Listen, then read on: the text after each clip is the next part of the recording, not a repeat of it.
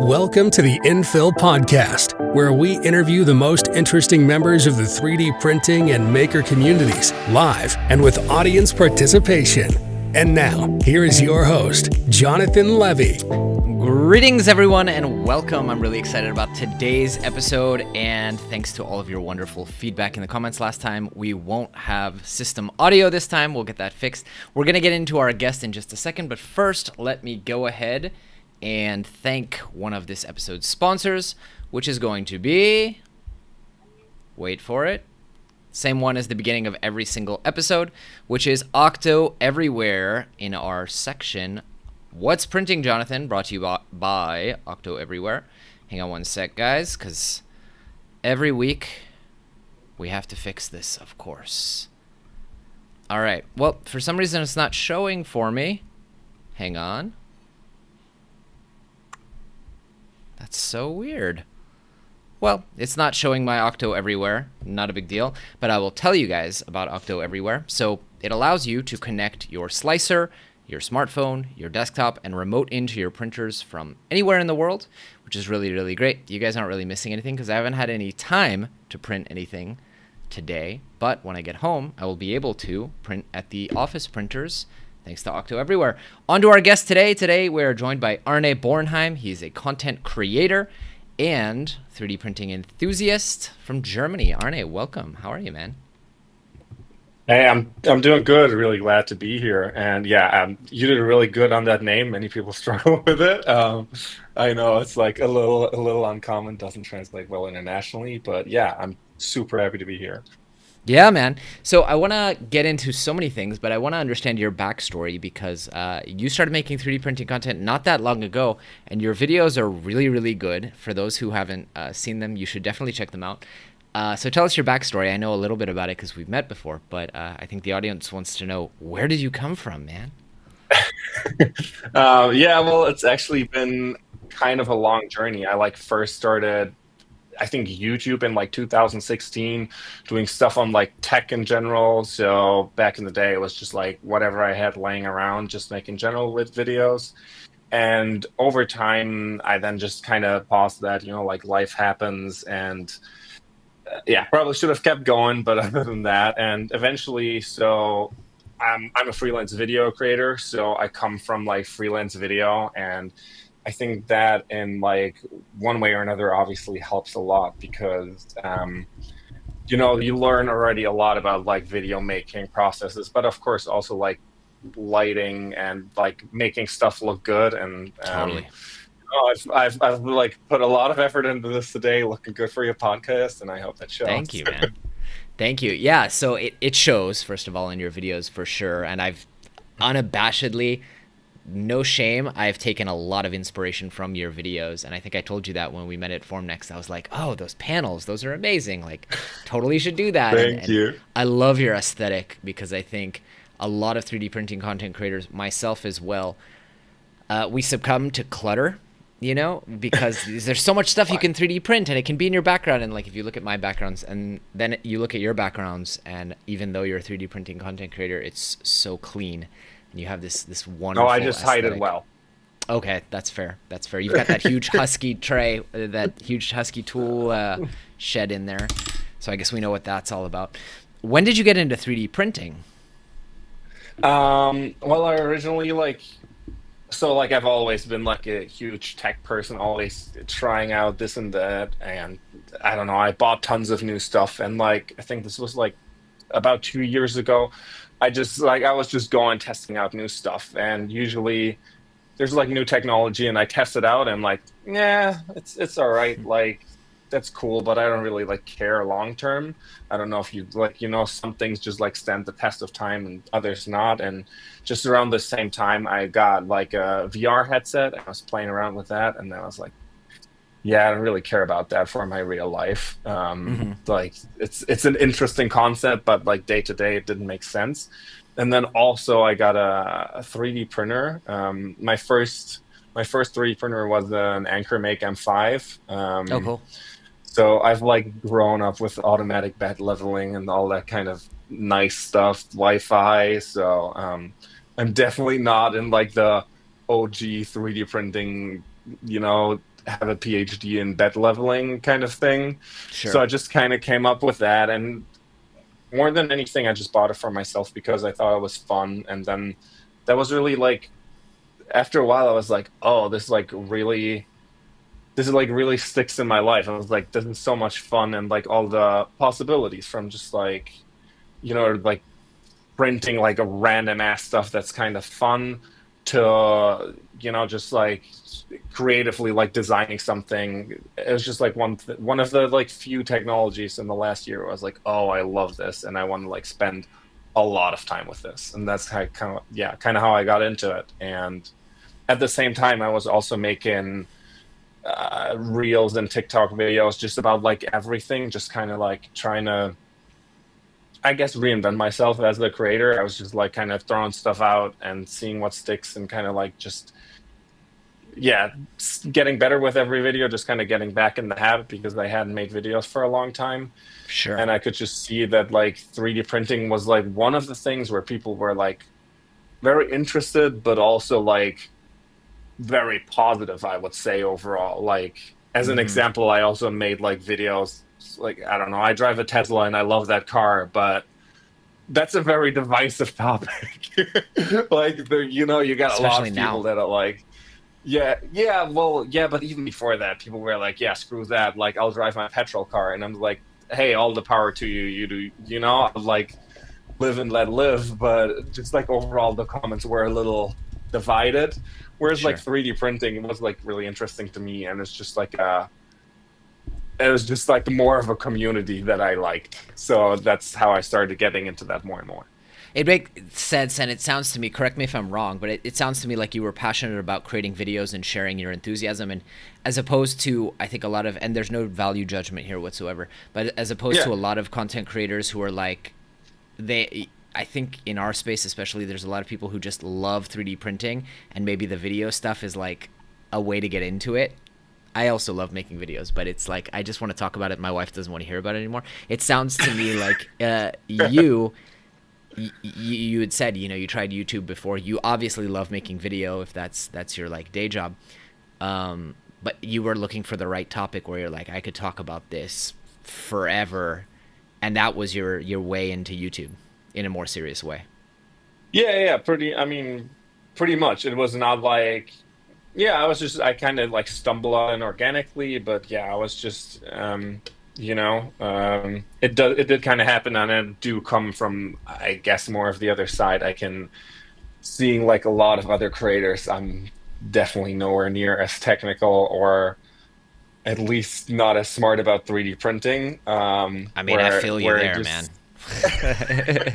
I feel you there. Oh yeah, Uh, it's like I sometimes watch other people, like, I don't know if you know Factorian Designs. He makes like a really good, like, it's just like tutorials about how to use your slicer, and he's oh, like, oh yeah, like, if you like scale your model imperfectly, you can see that the like layer width doesn't correspond with your printers. So I usually then adjust the layer width by like 3% as well. And it's like, bro, I would have never thought about that. Like, there's no way. And he's just like so good about it, which is really interesting and really cool. And I'm more like I'm just like someone who started and has no idea. Like, maybe many people watching, I'm not making any judgments here, but like I'm just like, hey, look at all the cool stuff I do, and like look at all my failures that come along that way. oh man, I totally can relate. But also, I think it speaks to. I think one thing that's gotten better about the hobby recently is we've stopped like shaming. I think we've stopped shaming the folks coming in who just want to use it as a tool. Largely because we've seen like big channels or also people who are woodworkers, right? And it's like you can't criticize them for not having maker skills. They come in and they're using it as a tool, and we're like, oh, so we're really growing the pie. Have you felt that, or do you still feel outside looking in the audience? Like, do you feel that your audience loves you despite that, or that's what they love about your content? A little bit of both, probably. I think we're definitely on like the verge of that becoming way more normal. There's definitely like still the whole like the old school people, that just came up with like basically building the whole thing or fixing it 10 times. And I like whenever I talk about whatever newer stuff, they're like, oh yeah, but it's really good to whatever know how to, Mm-hmm. I don't know, level your bed is maybe a little bit stupid, but like take the thing apart and Sure. build it back up. And I definitely agree, that's great, but like, all of us drive, or many of us drive cars, and not all of us Sure. want to like know how to build the whole thing, and not. We just want to like get place A to B. And I think the really cool thing is it, as you said, it's just like the pie is getting bigger. It like opens up to so many more Totally. people, and And that stuff's always that's there. something that's really cool. Yeah, Yeah. and I think like even if that stuff's always there, and I've said this a million times, and my goal is to talk less during this podcast. So chat, tell me when I'm talking too much, because I felt like last time I talked 60% of the time. But I've said this a few times where I think the reason you had said, right, like 3D printing has staying power as a hobby, and I'm like you, I've gone through so many hobbies, but I think the reason it has staying power is there's so much depth to it. Like Okay. it's kind of like learning music. Like people don't easily get bored of the piano because you can learn music theory, you can learn jazz, you can learn rock, you can learn classical. So with 3D printing, I think it's even more. You can learn CAD, you can learn how to build the machines, you can learn how to repair the machines, you can learn all the different plastic. I mean, there's just so much to learn, right? So coming Oh at yeah. it with not a lot of knowledge isn't actually, I think, a downside. It just means you have so much upside potentially of what you could learn. What are your kind of favorite things to print for those who don't follow your content? Like, what do you find yourself Oh, printing the my most of? the most probably like my forever thing that I'm printing is my Gridfinity system, because I just have this like whole workbench with like 6 drawers, and it's just like always evolving, and I do like, I love that about the system, but also Hmm. it's just like never finished, and I'm like, oh yeah. And um but I think that's one of the really cool things to do, like custom stuff. Like I just made a video where I made like this holder for my toothbrush, actually, because I just always had to like hide that away, and it was just not in a nice place. So I just like custom made this holder for myself, and I think that's like one of the, to me, it's like really custom solutions are really cool, because you can like, Sure. with like 3D printing is like, you could make this thing that only you ever need. And Totally. that's so interesting to me, because I don't think that was that possible. Like, of course, with woodworking and stuff, you can do similar things, but that's really interesting to me. And for me, more and more, I've like gotten into like good design, which also is a really expensive hobby if you're looking at like designer furniture and lamps and all that. Yeah. Um, but like, I think that's one of the, maybe hopefully in next frontiers for like 3D printing, because of course many people that make 3D models, they don't have a design background, and like I don't. But I see so many people making like beautiful models where I was like, oh wow, like somebody really Totally. thought about that. And then there's many others where I count myself into many of the times where you just kind of like, oh yeah, it's functional, like Hmm. that's good enough. And I think that's like one of the things that I hope that's gonna come, where people like, I was like, oh yeah, but like it works, but also like, can I make this a little bit nicer? Like, how can I think about the design more? And just it makes you want to use the products more, and gives it just like a more professional feeling. Totally. It just occurred to me. This is totally off topic, but is that a lighting effect over your right shoulder, or is that a real window with blinds? I have a feeling that that's what do Oh, they it's call them? fake. Yeah, what are they Oh called? yeah, it's There's a it's a it's a it's a gobo, I think is what you gobo. call, or like a spotlight. Yeah, Yeah, yeah. yeah, Brilliant. yeah. It My looks windows are amazing. actually on that. It's like on my windows are actually on the other side. It makes no sense. So this is actually a nice segue. Me getting distracted turns into a nice segue, which is, I think you've had a lot of success on YouTube very quickly, which I totally admire. And I'd love if you shared the things that you've learned, the things that you think have worked really well.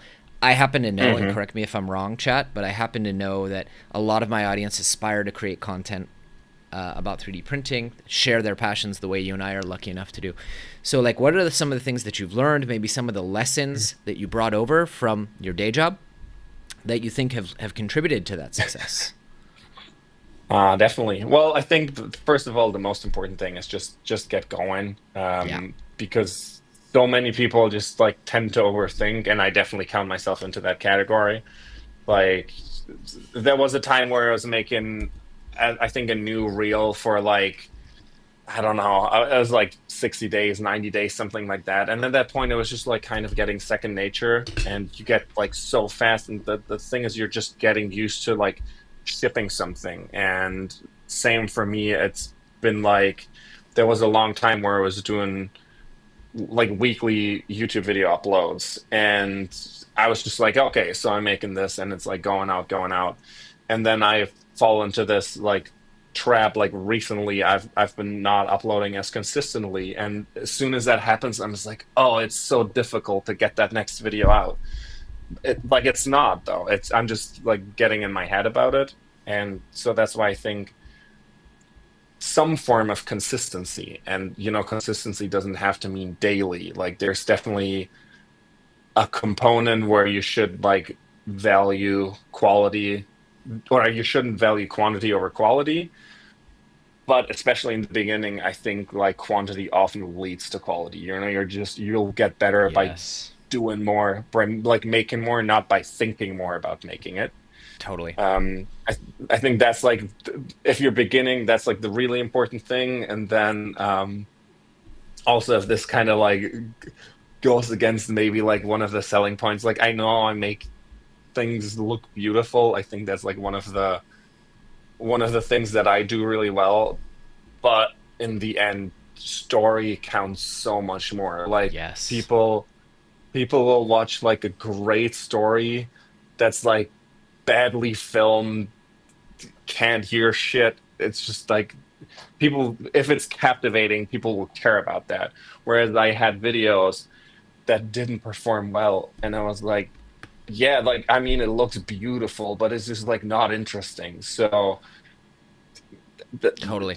that's why I think just like story and like whatever whatever your value is, and I think that's one thing to understand, is like what's the value you bring. And that can be like, I think my channel is more like entertainment-ish. Like I'm not doing tutorials, and if I make a video right now, I don't expect you to understand every single step and be able to replicate it no problem. So like mine's more, a little bit more entertain on the entertainment side, but then others are like super in-depth tutorials, and that might be like, doesn't have entertainment value, but if you really want to learn, it's still the most interesting thing. So just kind of understand what value you bring to or through your videos, and then just kind Totally. of lean into that. I completely agree on both points. You got to get in those reps. That's the only way to learn, unfortunately. Oh yeah. And also, yeah, story is that's our like number one focus point this year, is just how can we tell better stories and more engaging stories. So I Same. love that. I love that. Do you have a process of like how you want to get better at storytelling? Because I think that's really interesting. I mean, I don't want to I like, want to hear your take the secrets process. here. I would love to hear your process. I'm taking a course from Colin and Samir on storytelling that someone recommended. Oh, nice. And I've got another book that Morley recommended, who I consider him a phenomenal storyteller. Yeah. So those are the two things I'm doing to kind of start out. And then it sounds funny that this is a learning method, but I consume a lot of YouTube, and I'm like always taking notes. I have a whole That's so like nice. lists. I promised myself I wasn't going to interview myself on this, but I have a whole list of like ideas that I've taken.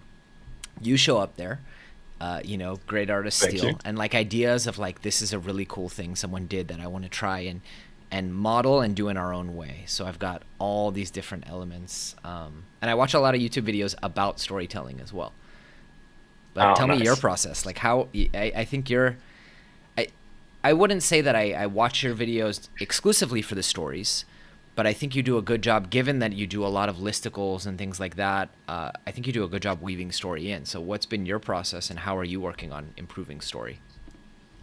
Um, yeah, I mean, for me, I think I think that storytelling is like one of the harder things, and Totally. especially I want to like as you said with like Morley and the Swedish maker.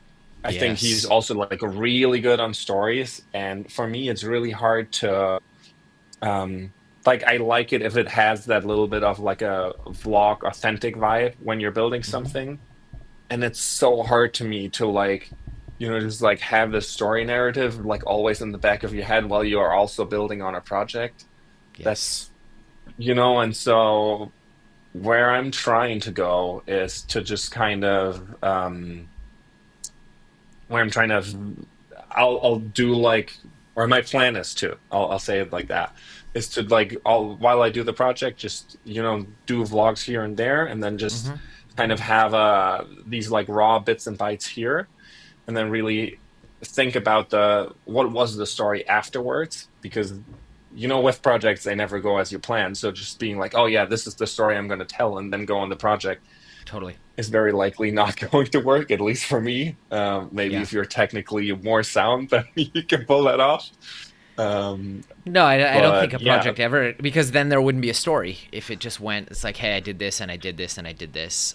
yeah, Maybe the that's story true. is like, I knew that this wouldn't work, so if you, I guess if you're more technically savvy, but the story is the pitfalls. And I think Yeah. like your point as well is really smart, of just like recording everything, because you never know when something's interesting is going to happen. I've been trying to do a lot of that lately, especially if you don't edit your own videos. Like, Hmm. sometimes you can recreate things. I'll admit I'm guilty. Like a couple times Oh I've yeah. recreated something that happened. Um, if it's a screencast of like showing something on your screen, that usually works. If it's like classic example, like I dropped a industrial motor on my toe, like I'm not doing that Ouch. again. So like keep the freaking camera No. running and delete the video if nothing happened. A little Yeah. bit easier said than done in the era of 6K video or 8K video, but you know. Um, Definitely. Now let me ask: is your goal to shift towards full-time content creation, or do you like having your foot in the world of video for hire? Full-time content creation is definitely the goal. I currently use most of my time for it. Mm-hmm.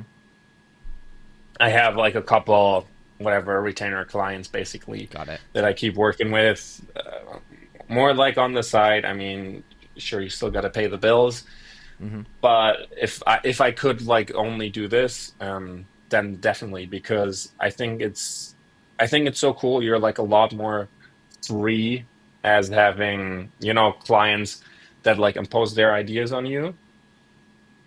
But I think it's also looking inside out. It's always like, oh yeah, this is like all these content creators, whatever. Like if you look at the big ones, they're like, oh yeah, they burn out. Why? They're just making silly videos for silly social media. And on like one hand, I understand that, but like coming up with good concepts that are interesting, and also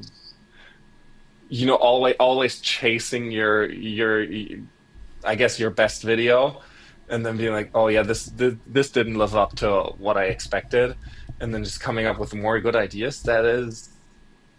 That can be hard, and obviously I didn't make too many videos yet. I'm not complaining, but I can definitely see like, oh, there's a pressure there to keep going and innovating, and also probably keep getting bigger in some sense. Yeah. Well, so that's a good opportunity for me to plug your YouTube and say, guys, make sure to go check out Arne's YouTube so we can get him full time creating more content. What has been the hardest? I mean, we talked about the things that I think you're doing very well. What has been the hardest thing in your journey? I ask because I think the part that's hardest for most people is probably the camera and getting good quality video. That's a non-issue for you. So what's been hard for you, if you're okay sharing? Um, yeah, I think for me the since we kind of talked about that, for me, the biggest thing is storytelling that I always want to improve, and where I think I have to improve the most to just Hmm. keep things interesting, and also coming up with like cool concepts because I did a lot of listicles in the beginning, and Yeah, those often work well, and I think they definitely have their place. But after like the 10th listicle, you just kind of lose totally. your soul, I and feel the same way. Oh uh, man. And it's a real I think Faustian bargain because you know it's going to do well. But I feel the same way. yeah, you kind of I think you kind of balance it. Yeah. Sometimes I did this YouTube course by Matt Diavella. You might know him since you're into productivity. I don't know. Nope. Um, okay, so you love his videos. He's like really good into. He comes from filmmaking as well, but is a great storyteller. And he talked about this concept of having like some like banger videos and then just having more like low key videos because you like Yeah. some videos you just put like 200% effort in. It's like your best idea, and you pour your heart into it, but like you can't do that with every video, as hard as that sounds. Like there's Totally. got to be somewhere where you're like, oh yeah, this is a chill video. Like I kind of know the whole process, and maybe that's how you balance it out a little bit. And We're I think right on that's board with that. Like I think there's two schools of thought. Like I know Morley has told me his policy this year, and he's grown insanely. He's like tripled his channel yeah. in the last year. But his Oh policy is wow. bangers only. So better not release a video than do a not banger. Uh, That's cool. Yeah. I and I respect that. So I that's like Mr. Beast style, where it's like Exactly if it's not banger like Mark Rober. But I think if you're gonna do that, then yeah, you have to be comfortable with maybe going a few weeks without releasing a video. And then yeah, the other school of thought, like which we're doing, is we have some videos which are pretty low effort and high value. Like, okay, I don't have time to do a project this week. Let me feature the top 25 cool open source projects, right? So give other people some spotlight for their amazing work. I don't have to do the project myself. Everyone's happy, right? It's a win-win-win-win. So I yeah. feel you on that, and I think that's really great advice for the audience as well. What are you excited about in 3D printing right now? Like what printers, what technologies, what new materials? But before you answer, I'll give you some time to think about that. We're just going to really quickly thank our second sponsor, which is PCBWay. And of course, it's going to do the thing where the screen share doesn't work. Because why would it work? Let's try. Hold on. Sorry, PCBWay. Let's see. If not, I'll just tell you guys about PCBWay and how wonderful they are. Yeah, it looks like it's going to be one of those. All right, so PCBWay, for those of you who do not know, they're amazing because they can do all kinds of fabrication for you, whether it's metal 3D printing. I actually have a box from them right here, which I'm not going to show because it has my address on it. But they actually machined a new drive shaft for my shredder out of a high carbon, super strong torsional steel that's better for this specific application than even tool steel, because tool steel is very, very hard but can be brittle and isn't good in torsion.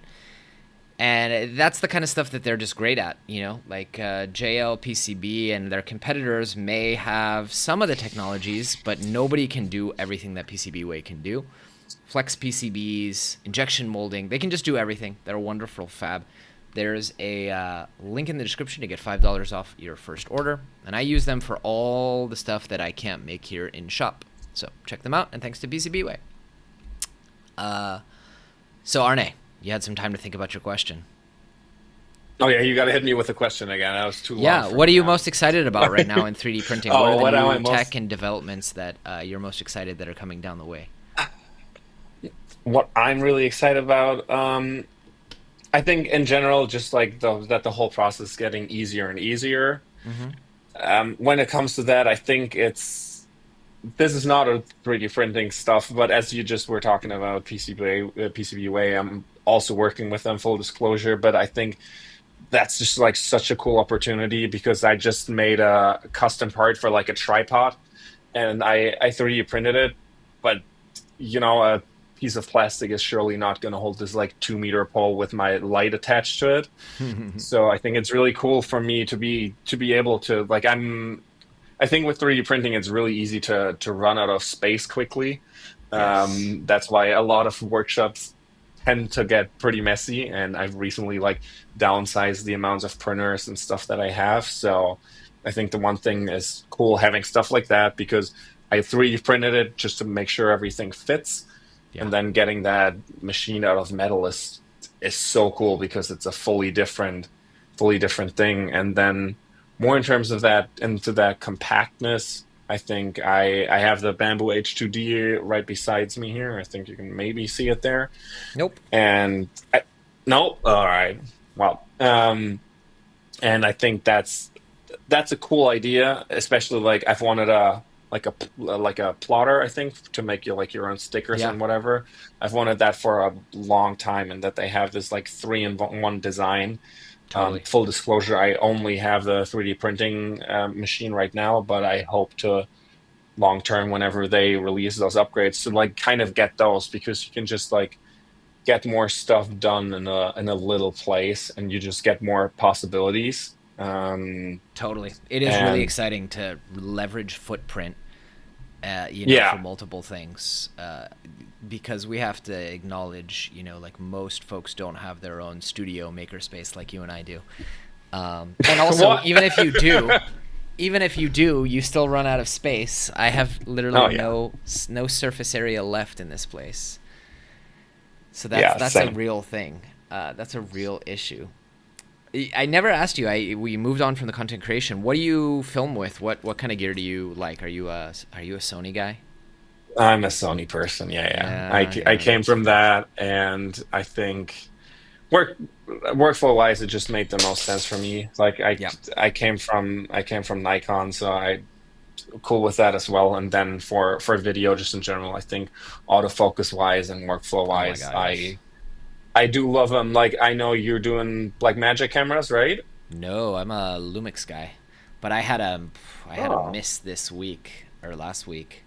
That was really bad. Again, I don't want to talk too much, but I shot at the Stratasys distributor. Had like this, it was not easy to get in on short notice, and I used my GH6 instead of my GH7 accidentally because they look the same, and you know how the autofocus no. is, so the video was unusable. Fortunately, AI, thanks to Joel, 3D printing nerd, for tipping me off of Mhm. Topaz AI because we actually fixed the video. Oh, wow, that's impressive. Yeah, you It should have told me that like a week earlier. Just last week, I did like a 1 hour A roll, and then just like took the card out, whole thing blurry, and I was like, oh. Oh, that's the So, worst. Topaz AI. all Pretty right. good. It's like $300. I mean, I would have spent that just to fix this one video. It was well worth it. Yeah, that's definitely nice. And yeah, I wonder. I feel like I had one more thing that I was going to talk about. Oh, I don't know if you've heard about them or checked them out. It's not a 3D printing topic really, but do you know the Carvera stuff? They Yeah, make those like mini CNC thingies. I have one that I'm I was like, supposed to do that's a video with.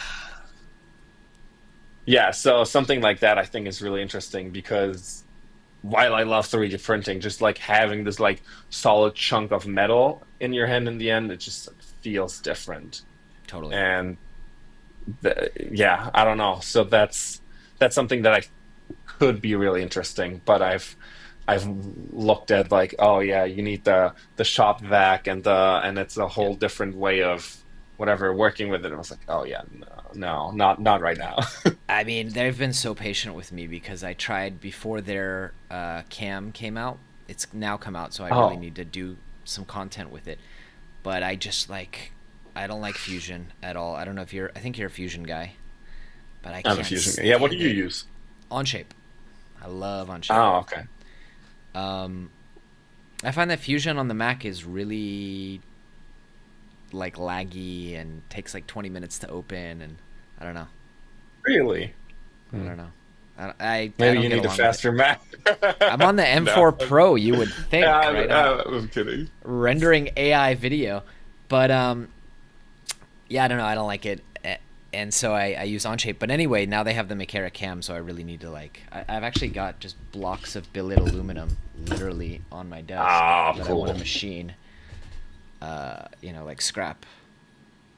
So we'll see. Another project, you know how it is. Like there's so many projects that you want to get through, Yep. and you have to prioritize How them. is What that are for? some cool things you're working on right now? I have a couple cool ideas. For me, that's what I was going to ask to you, but you can tell me in a second. I have so many projects where I'm like, I have this like big idea, and I'm just like, can I actually make that work? Like, y- I don't know how to put this, but like, I like to know that there's a realistic idea of me like finishing that, and then I have some projects that are like, oh yeah, that sounds cool. Like, I can see some ways of doing that, but like, is it realistically gonna work or not? Like, I'll probably I maybe do this idea. If not, I'm giving it away here for free. I want to like in Germany we have how to put it. We have like parking spots that are like time limited. They're Okay. free, but you have to have this little like whatever, more or less, not like clock, but this parking disc, I think it's called, and it shows like what time did you arrive. You just kind of put it Okay. there, and then they see, oh yeah, you're within the 2 hours you're allowed to park for free. Okay. And of course that is nice, but sometimes you need more time than that. And I was like, there's also digital ones. Those are very, very well very well made, and obviously they're like tamper safe, and you got a stamp on it. So, and my idea was like, hey, what if I get like a little OLED display and like a ESP controller, and make one that just like updates the time like every half an hour or so, like sneakily, and I can just park forever. So And you're like you're full disclosure, publicly sharing your idea no, for no, no, defrauding oh the yeah, parking system. Okay, cool. Got oh it. yeah, Got it. it's definitely gonna be illegal, and like I'm not advising anybody make or use that. And you would never But use it. You're just seeing if it could be made, of course. I Yeah, honestly would not though. And but I think it's a fun idea, totally. because it's one of those things where you just like, I wish I had that. Like, wouldn't that be great? And then just like building something like that is like somewhat unnecessary, but kind of also necessary. It would make a great So YouTube video, which, every yeah, great YouTube video starts with the title and thumbnail. And that's, I think, a that's pretty great title thumbnail. Like, I hacked the German hopefully. parking system. Well, we'll see. But like that's one of the things where I'm like the whole thing. I mean, yeah, there's a 3D printing component of like making the housing and whatever, but mainly it's just like, oh yeah, how to connect the ESP32 to a display, and what else did I want? Like a gyroscope that realizes when your car is stopping, and then a button input to let it know after what time to skip or whatever. I don't like. I've like kind of roughly outlined it. I was like, I have no clue how I would ever possibly do that. And ChatGPT. oh yeah, ChatGPT, man.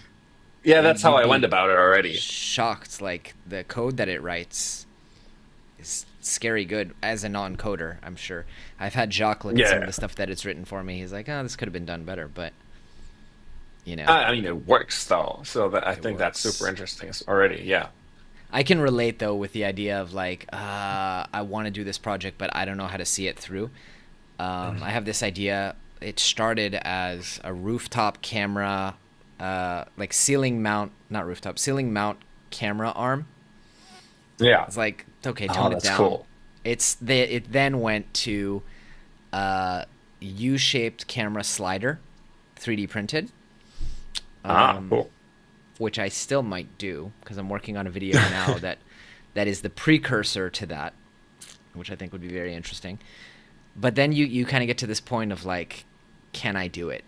And I'm trying to lean more Yeah, into the like, yes, I should do it, and even if it doesn't work out, turn it into great content. Because otherwise, how do you yeah. grow, That right? If you only do projects you can do. yeah, that's true. I think the one where, especially as a content creator, I think there tends to be a bit more pressure on it, especially if you also like, I mean, you have like sponsors, and they're like, so when's our video coming out? And you're like, Totally. well, maybe hopefully sometime if I manage to do it. Right. And that just like puts on extra pressure, and that's like one of the things that I also learned in my I don't know, content creator career. It's like it's also good to sometimes not have all of those external things where you just, hey, I'll just make this and I think it's cool and it comes out when it comes out. Because after you get a bit bigger, I got like tons of requests for reviewing or making videos Yeah. about stuff, and I took on a lot of stuff, which was all super interesting. But then I was like, hey, I didn't, as you said, like a good YouTube video starts with the title and the thumbnail, like what's cool, and then how do I make it? What's the rest? And at the Yeah. point, I sometimes had like, oh, here's a sponsor or a cool product, and I was like, oh, how do I make a video about that? And Oh, I feel I that, think man. that's one of the things where recently I think my video story wise haven't been as great because I did that. And I mean, there you live and you learn, and I'm trying to do it differently now. But that's Agreed. that's one of the thing I noticed, that it puts like this extra pressure on it, and at some point you're like, oh yeah, I need to get this video out more than I need to make this video good, which shouldn't be the point. That's great advice for people, and I still struggle with that. And especially, it's not like most of the time, it's not like, oh, they're offering so much money, I'll just figure out a way to do the project. It's more like, oh, snap, I don't have a printer that's 500 by 500 millimeters. Yes, I Oh want it. I'll figure out a way to do a project. And then it's like the stuff you end up printing is not enough for a real project. Or like, yeah, I want a yeah, CNC. Like, I, as a maker, want it. And then you're like, oh, wait, I need to, you know, yeah, like I need to turn it into a project that my audience cares about, not me making little fidgets for myself as I'm learning, which no one wants to watch. So I totally feel that, and exactly. I'm trying lately to just do the projects that I want to do, and then as you build up your Rolodex, you have the luxury of saying like, okay, I'm doing this project.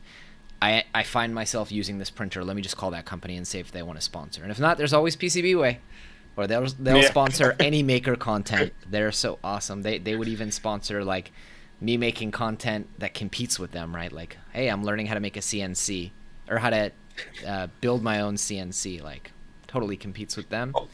They sponsor it, Well, so I good on think it's them. probably one of those things. If you show how hard it is to make your own CNC, you're like, oh, Totally. that's why I don't do it myself. Usually, Right. like yesterday, I was watching this video from like Linus Tech Tips about his like smart home, and all the people were like, this video about smart home like lets me know why I don't want a smart home. Totally. Because It's it's a like this whole whole battle. thing that doesn't. It's a whole thing, man. Yeah, I'm right in that boat Yeah, as well. We have some questions from chat, which is great. What cool. part of content creation do you enjoy the most, and what part do you dislike the most? Oh wow. I think if things are going well, just like the project or the stuff that makes the most fun, like building it, but then just like showing that whole process, because many times I went into something and I was like, oh, I have no idea, and then I came out with like I learned something, or I have this finished product, which is like such a big achievement. Hmm. And I think, not that I particularly don't like it, but editing can be a lot. Like Yeah. there's a good amount of time that you can throw into that until things get good.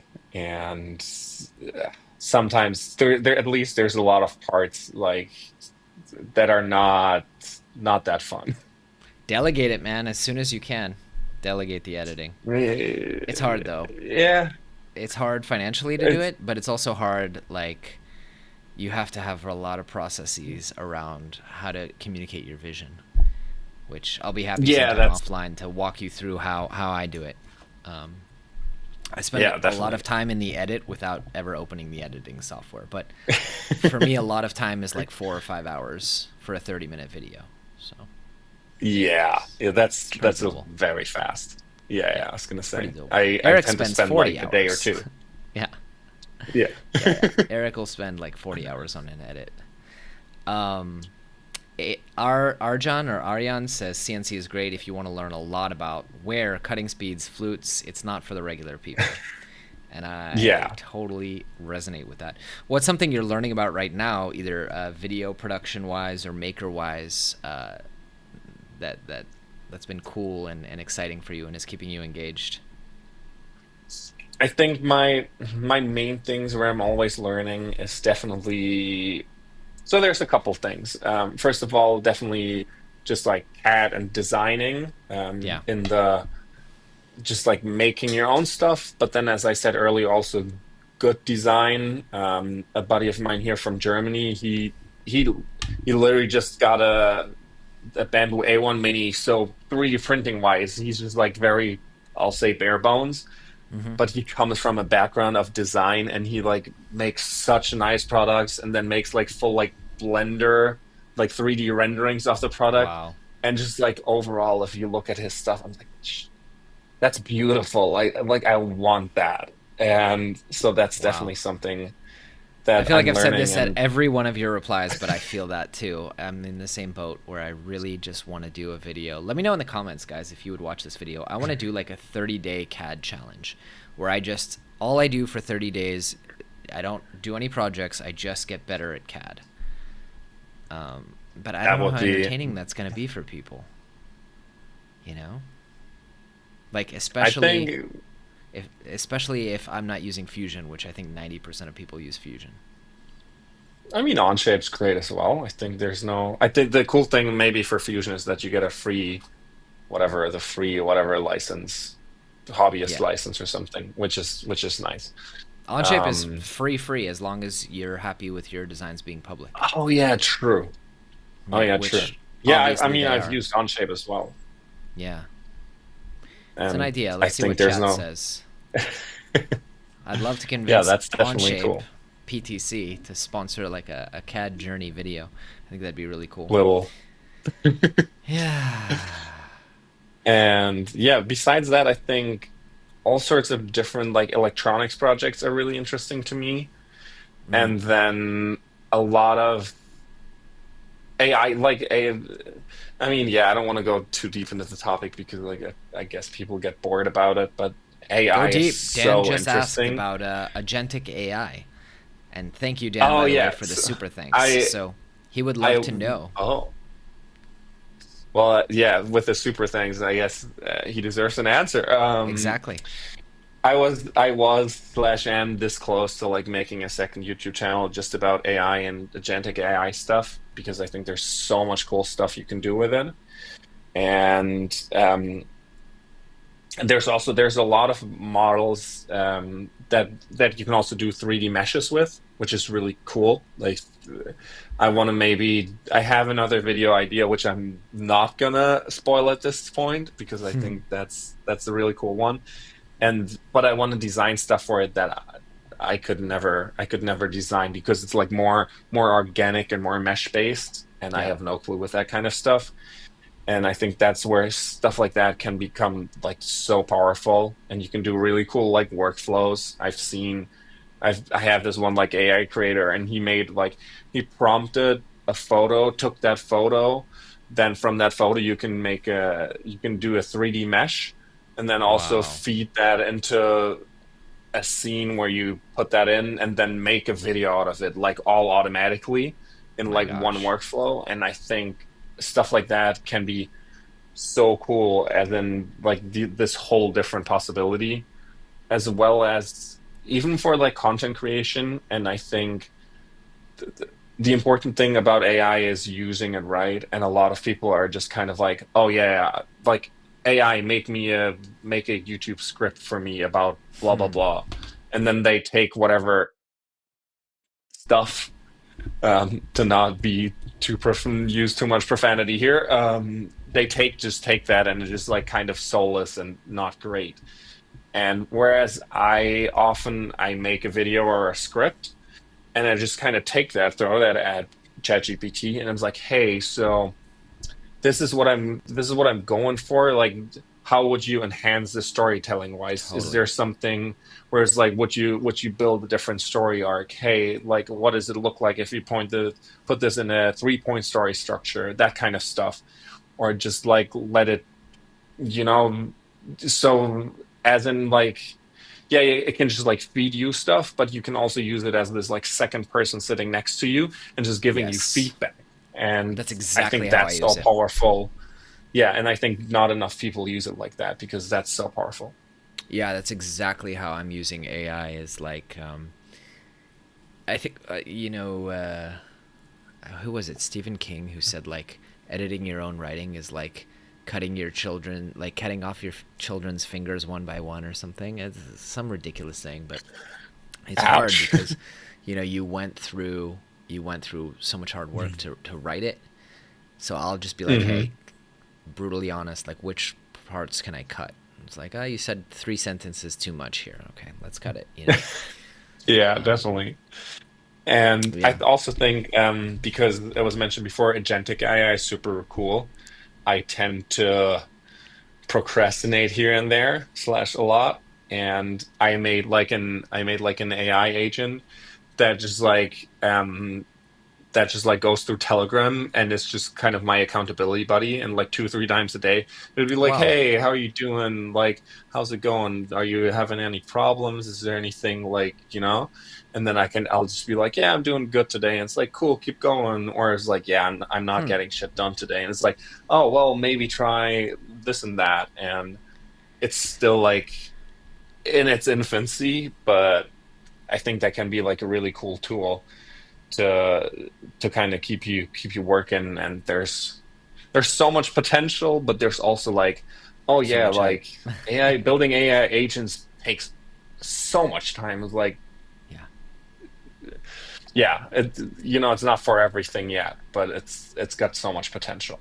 Yeah, I was pretty naive in the beginning. I was like, oh, I could just like give it all my scripts, have it study them, and then it would just write exactly like me. And then I could just outline what I want to talk about, you know, or just Yeah, dictate to it, like, here's what happened in the project. Can you write it in exactly my voice? It's like, no, it's not there yet. yeah, It's not happening yeah, yeah, yet. yeah. That's I wish, or Wouldn't at that be cool? least, yeah, yeah. It I would love be. the It writing would. part, I will say, but there are some parts that you just don't want to write, like sponsor spots, you know? Yeah.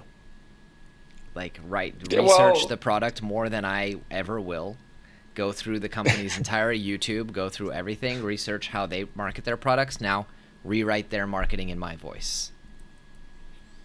yeah, that Boom, would be cool. great. I Um, mean, yeah, I think that's the in terms of sponsor spots, I think that's really interesting. I think, let me see. Yeah, I've like mostly I try to do like stuff that that I use myself, which yeah. obviously limits myself. Ah, you mean for who But you work with, sponsor wise? yeah, Yeah. yeah, yeah, Same. because I think that's just really nice because with a lot of products, they're like making great claims, and then you use it and Yeah. you're like, oh, that's not that great. And so if you're already using it and you're like, hey, this is Totally. this is good stuff, like, You actually I got me don't on know if Hoto am I allowed to tools. shout out brands here? Yeah, Yeah. I was I just read about to your say mind. that.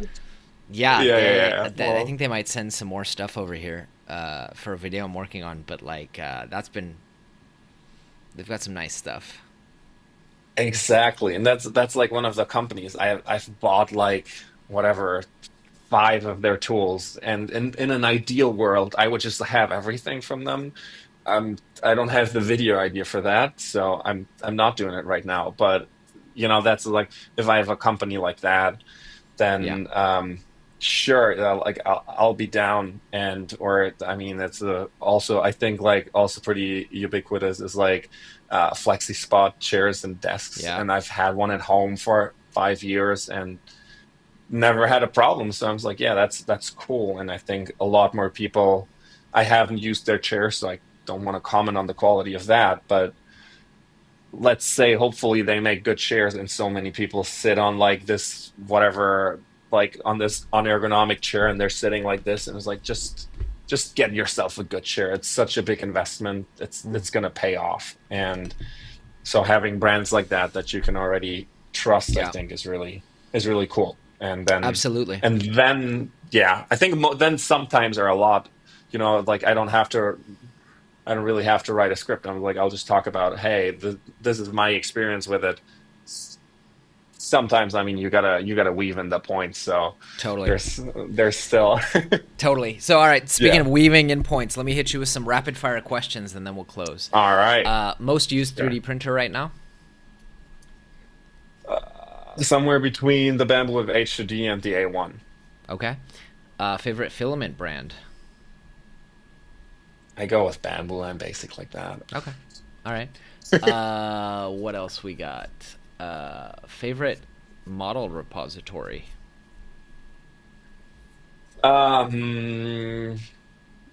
It's somewhere between Thangs and Maker World. It's like, all right. If I can, I'll get that print profile.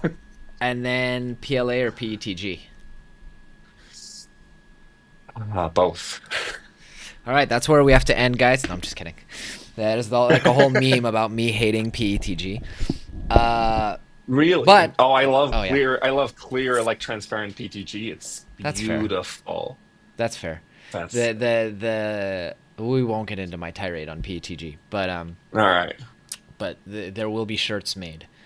Arne, thanks for coming on the show, man. This was a blast. You and I got to hang out in Frankfurt last year, so I'm hoping to see you there again this year. And let the people know where they can reach out, support you, help you in your journey of making more great content. Yeah, so all my stuff is basically at Arne Bornheim. I know that's difficult to spell. I hope we have a link in there. I'm not. We do. Since I'm like German speaking, English second language, so I don't know how to properly, word that out now. But yeah, just check out. It's all the same name. Mostly do YouTube stuff, and I have a lot more cool like build stuff planned, more like projects and creative building stuff that hopefully inspires all the people out there to make cool things and just keep creating. All right, my friend. Well, I'm looking forward to it, and let's keep in touch. Yeah, thanks so much for having me on. It was a pleasure, and keep watching his videos. They're great, and that's like the one thing you should really take away from this. All right, my man. I'll talk to you soon. I'll talk to you soon. Bye.